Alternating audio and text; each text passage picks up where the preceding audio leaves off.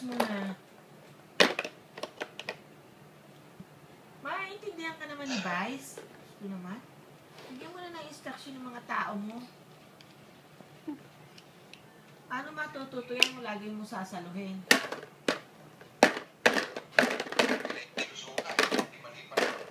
Ha?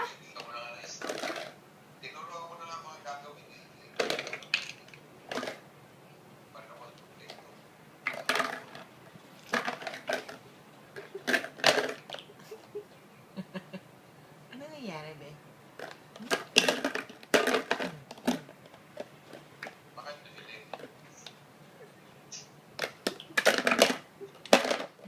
Gigil na gigil.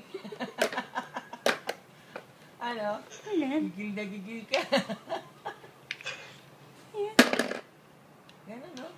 Di ba mahilig ka mag-telepono? Ayan. Nagawa ka ng sound. Tinan mo ko. Bitawan mo. Ayan.